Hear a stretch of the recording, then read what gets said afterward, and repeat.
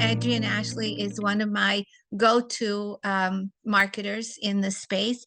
She's much more versed in viral marketing and breakthrough marketing is the way I would describe Adrienne's background. Adrienne, you want to tell us a little bit about your background, and maybe we'll then have some questions for you from the founders.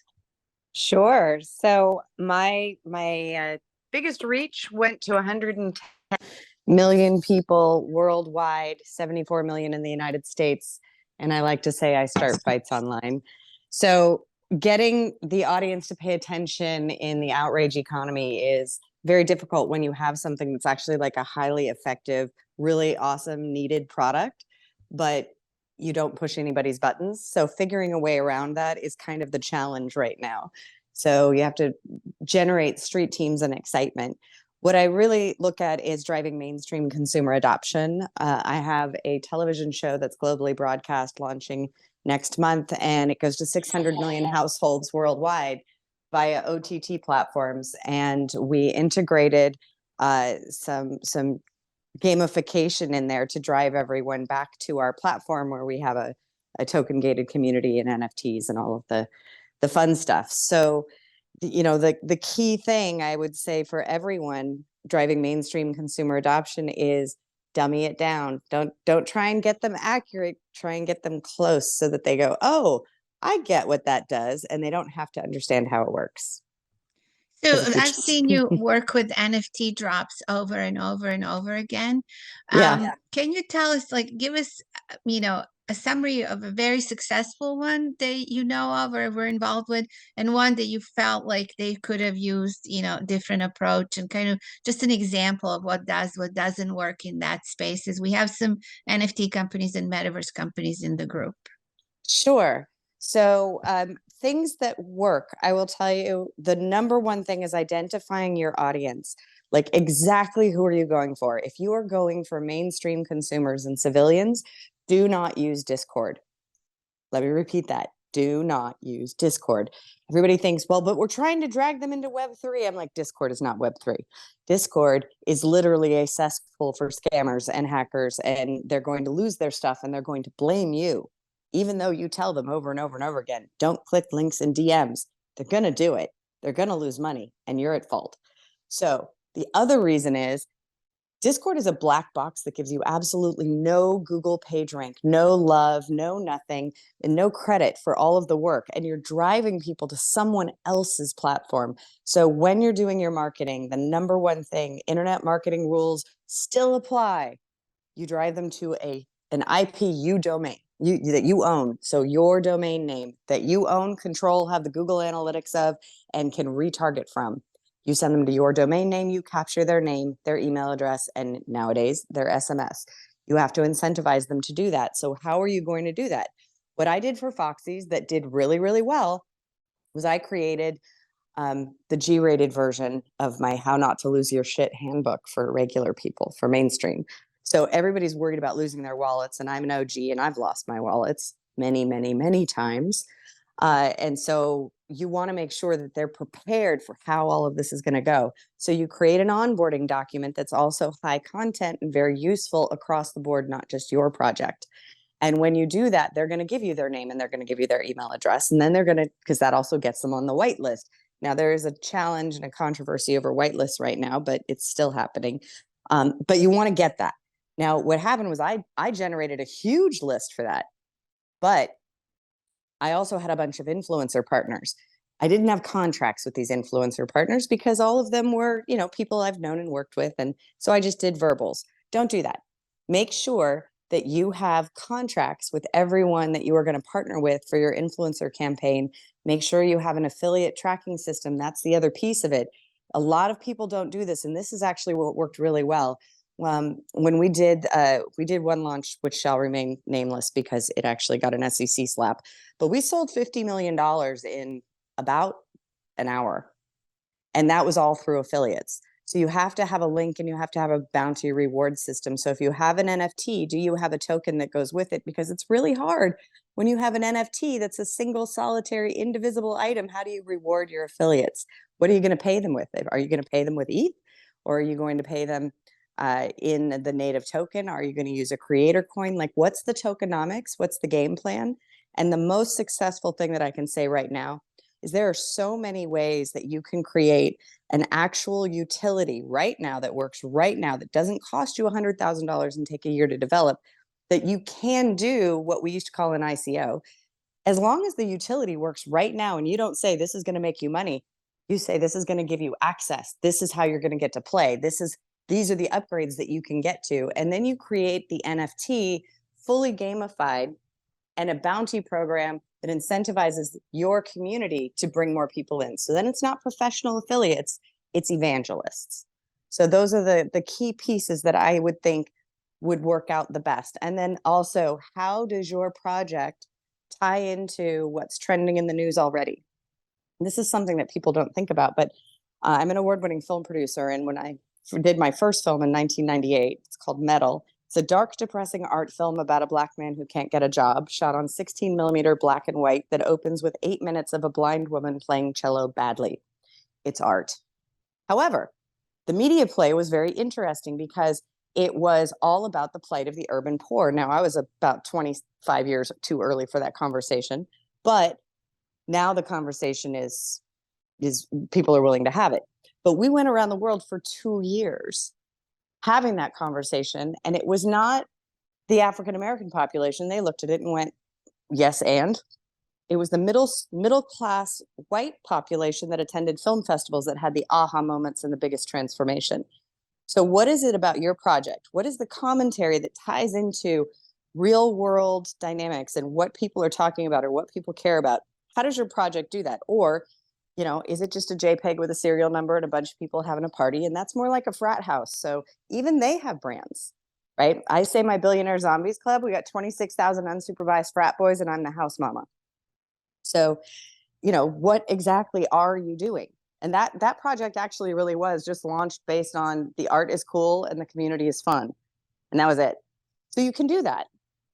But you have to figure out, what is it that you want to do? What do you want to accomplish? Who do you want to bring in? What is your ideal avatar for your buyer? Where can you find them? And before you decide to really finalize the project, it's not just can you find them? Can you easily and inexpensively reach them? And can they afford you? Those are the two key pieces. So when I launched Foxy's, which we are going to have to relaunch it launched on 2/22/22. The influencers just kind of like went off on other projects, didn't market. Polygon crashed. Oh, this is my story of heartbreak. Polygon, literally the entire United States network went down. All nodes but 3 went down in the entire world, and nobody could mint. So I probably had, I don't know, about 1,000 people hit the mint page. Unique IP addresses hit the mint page trying to mint, but Polygon was down and everything crashed. 36 hours, it still hadn't been fixed. The traffic is going down, down, down, down, down. And I make the gut-wrenching decision to move to the Ethereum network. So I literally republish the entire thing, kill the Polygon one, reissue the 20 people who had been able to actually purchase out of the 1,000. I reissue them on the Ethereum network, which basically ate up all the revenue because of the gas fees. And that was my worry, was that if I do it on Ethereum, I'm going to have these random gas fees. And it was only like $30, $20, $30 when I made that choice to move to ETH. And then as soon as I opened the door and opened the mint thing again, boom, it was $100 to $300. And I was like, the universe does not want me to launch this right now.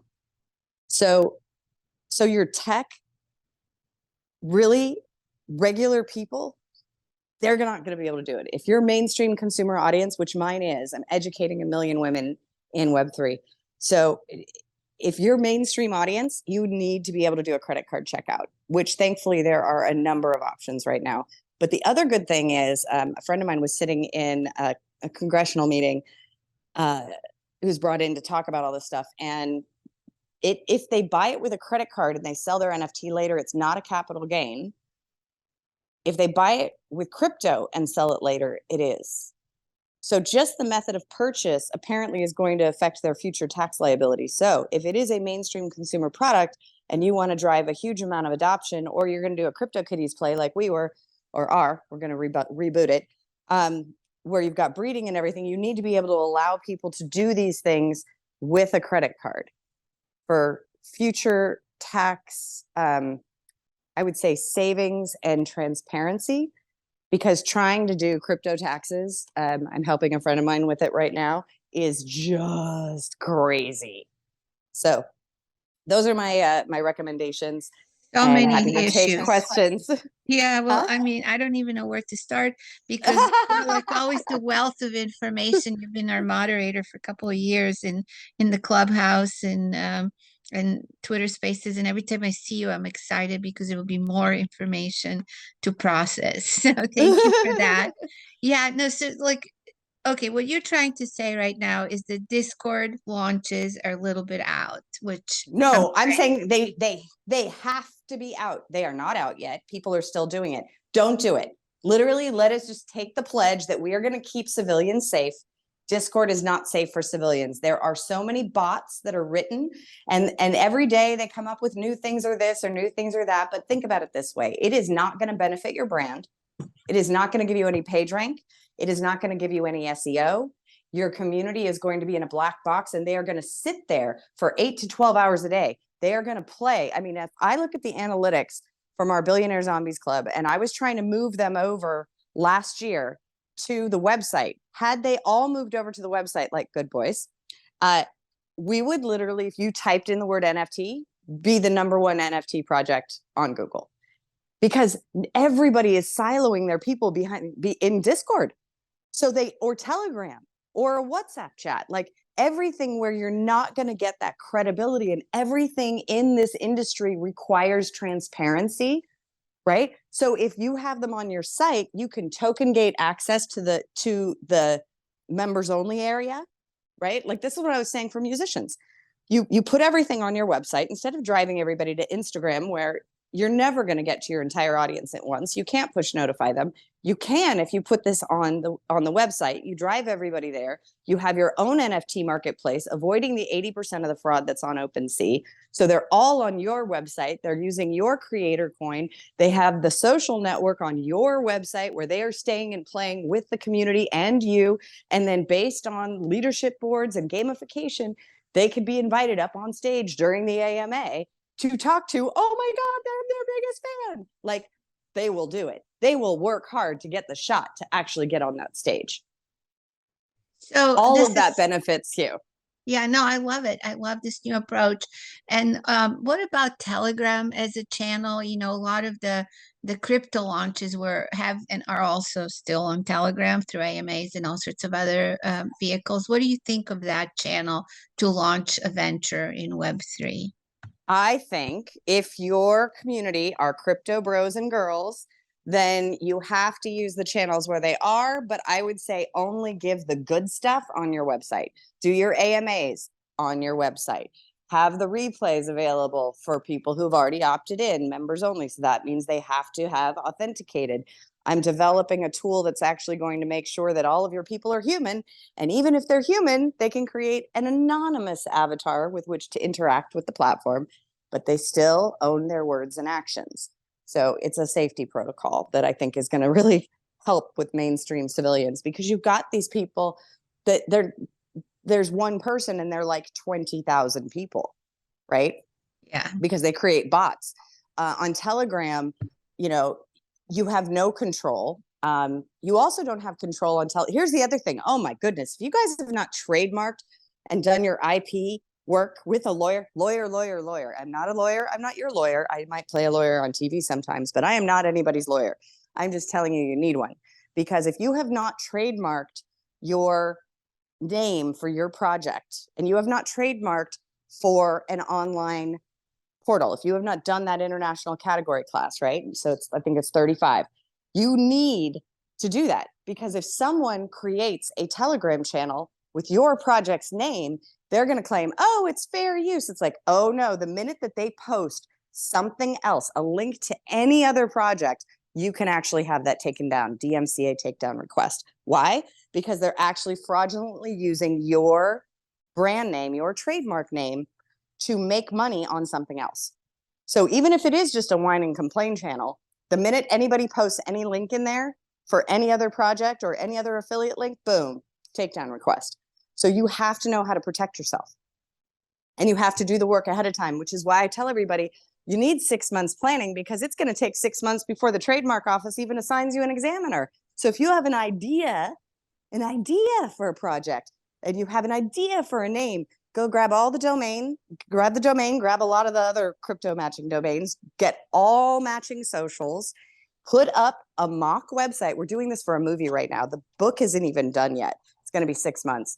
And then there's a movie. So it's going to be 18 months, really.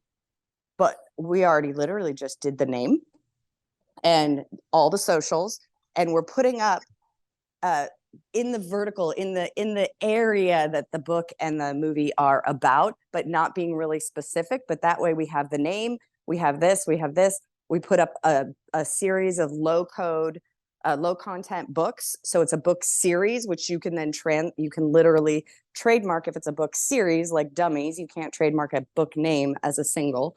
So we're doing all of that work ahead of time, so that by the time it launches, it's already done. So you basically have done a bunch of NFT launches that I'm aware of.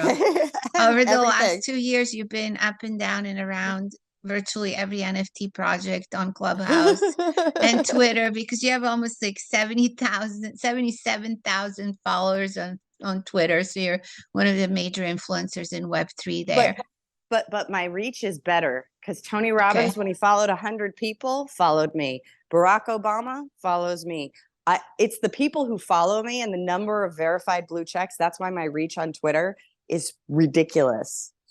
Yeah, it's because of the people that actually follow me. So you've done all this, and basically, unfortunately, we couldn't get the BNB chain recommended presenter company called Let's Meme today, because everybody's at East Denver, and they confirmed and just couldn't make it. But they are actually doing basically not necessarily Discord functions and Telegram functions on top of Twitter for the sort of video conferencing. But if you ever use QQ Tencent, which was that little QQ chat, the Tencent started Tencent. Yeah, so they all grew up, using this and posting their blogs and their video logs and whatever. And so they're recreating that on top of Twitter. It's called Let's Meme. You can download it. It's, it's basically an extension. Do you feel that Twitter is also a good place to it's a community functionality, so they're trying to help you build your community since you have so many Twitter followers, etc. Do you feel like that's a good place as well, or are you very focused on? I love Twitter. Love Twitter. Here's why I love Twitter. Number one, Elon Musk unshadow banned me. So that was awesome. So my reach used to be like ridiculous, and it's now getting back up to, like, I would look at my stats and I'm like, there is something wrong with this. When this person has 500 followers, I looked through all their followers. None of them were of any note. And they're getting impressions, like 18,000 impressions in 10 minutes, right? I'm like, how is that possible? So they're either using bots to amplify or what, I'm not sure. But I have 77,000 and I would get like 1,000 impressions in a day. I'm like, no. Somebody throttled me. So I'm now unthrottled, which is great. Twitter, the reason you want Twitter, and the reason why I don't consider Twitter the same as Instagram. Twitter is where all of the mainstream media is, which is why what you need to do is come up with a tie-in, right? Like my favorite thing, what I used to do is I'd look at the trending topics and I would literally write tweets that had multiple hashtags from those trending topics. So I would end up in the trending topics and then I would get retweeted like crazy. And then on Facebook, I would do the same thing with the trends. And then I would literally you'd go to the videos and I'd be like number one constantly. That's why my reach was so high. And then they got mad at me. And I didn't do anything spammy, by the way. I was just saying the truth about things they didn't like, which, in this day and age is kind of a landmine filled thing. But anyway, the idea with Twitter, the media is there. The media is actually there to be talked to. So what you do is you create a list on Twitter of all of the people that you want to know about you, right? All the influencers, all the blue checks. Keep in mind, an old school tweet chat, we used to only have 4 blue checks and maybe 25 people, and we could trend on Twitter in 20 minutes. So we're going to do a Twitter Spaces with a concurrent tweet chat and see if we can recreate that magic, because that is a good thing. You want to trend. Twitter Spaces are great, but if you're not trending, you're not getting to people who don't know you. So you really need to do that. The Twitter communities are actually kind of cool. They've now got this other way where you can, create like your own little internal Telegram. I mean, Elon's like, Twitter's going to be WeChat. That's his thought process. Why not? Why shouldn't it be? So definitely invest your time in Twitter, but you create those lists. And I did this when I was trying to get on Dancing with the Stars. So I had all the celebs. I mean, everybody who worked on the show, right down to the costume designers.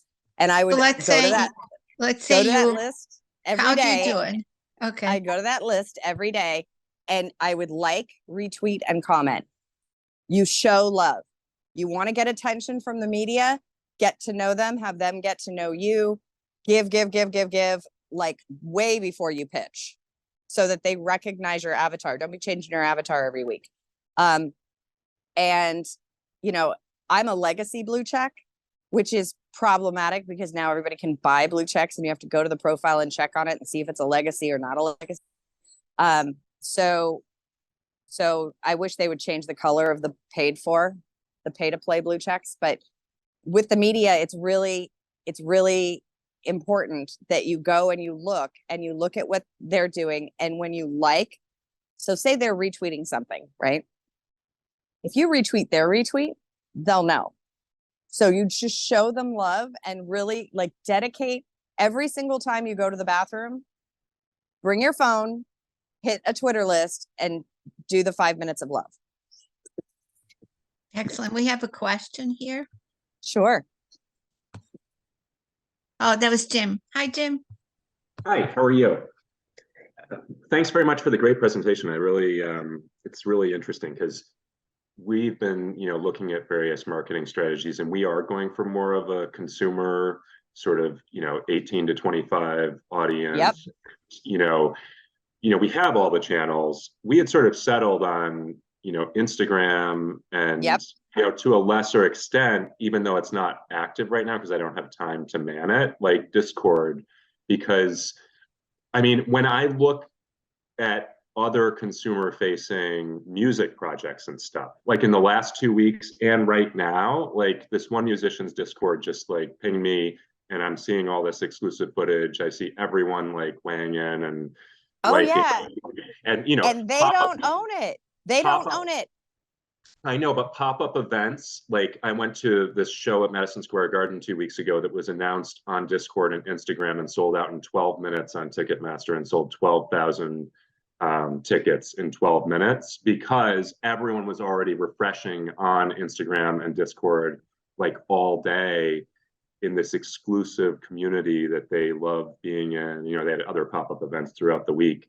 But it's like, when I think of like restaurants or music or movies, I don't really go to Twitter for like the music vibe and stuff like that. And I don't go there for like movie vibe and it's crypto. It's crypto vibe. You're going there for the media attention. We're crypto integrated, but it's like, it's really meant to go after a mainstream audience, some of which is on Discord anyway, even if they're not like crypto bro type people. Okay, but here's the deal. You don't want to do that. You want to take those, you want to go on Instagram is where they're going to find you, but you want to drive everyone to your website. You need to collect them.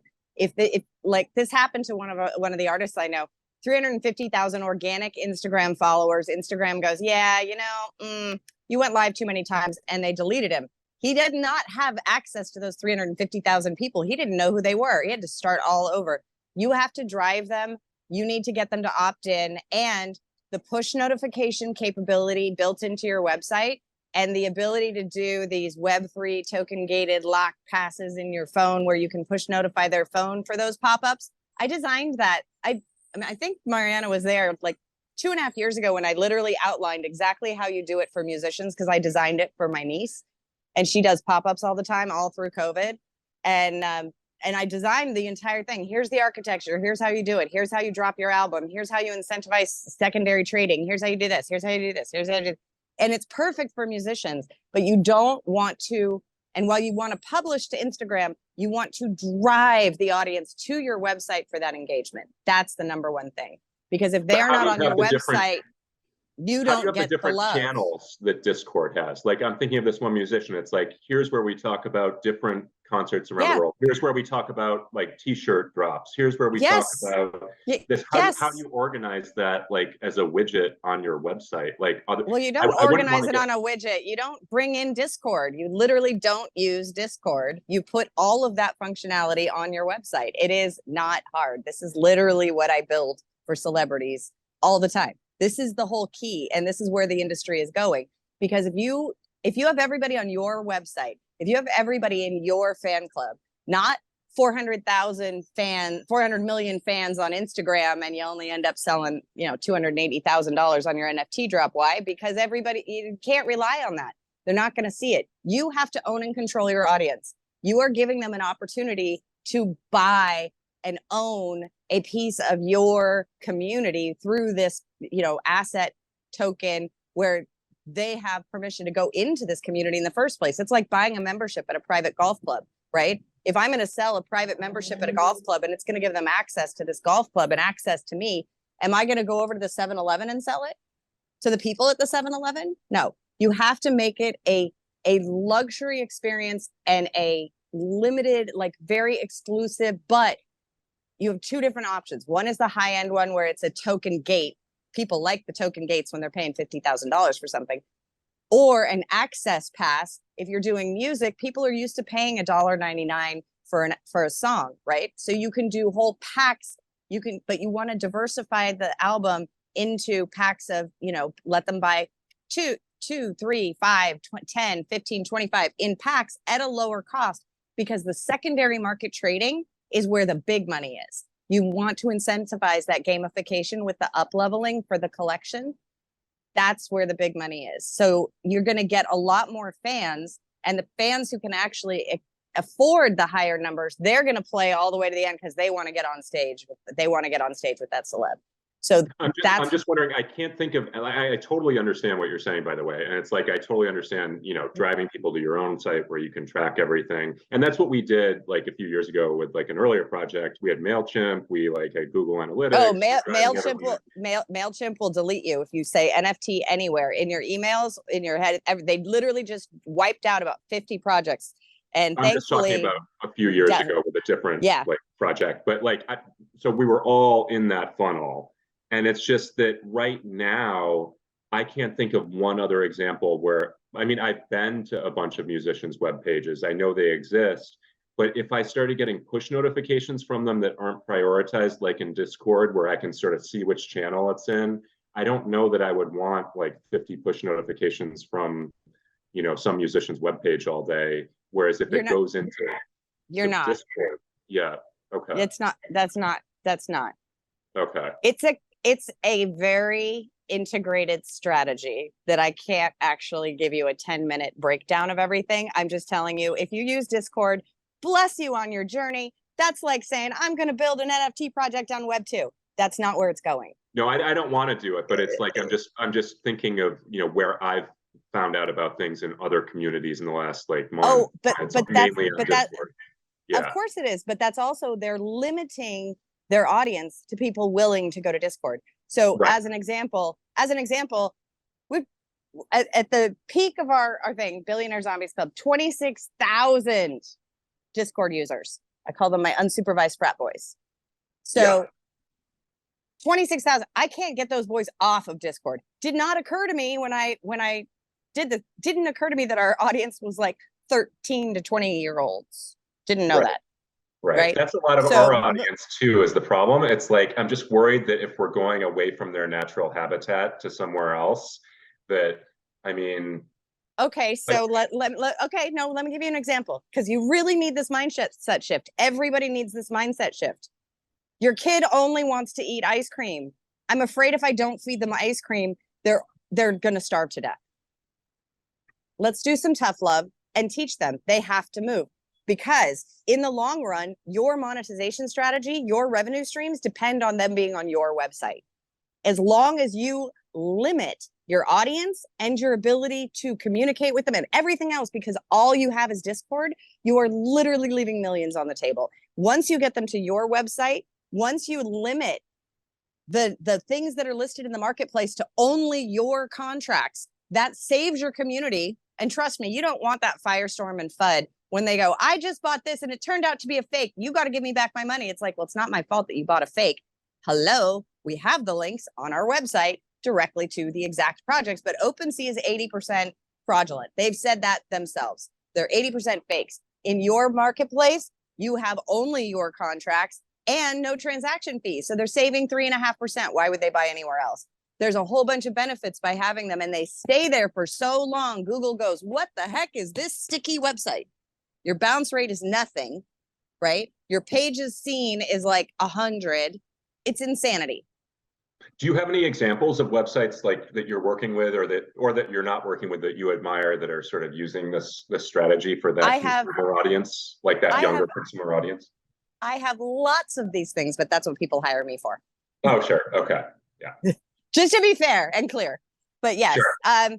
Yeah, you want to do it. There is a magic and the way that you want to do it, and there is an architecture, and that is something that I work with brands on.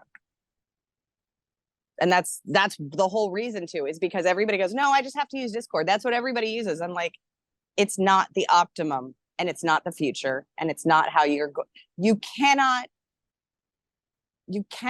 get to know your audience as well as you need to and bring them into the metaverse from Discord.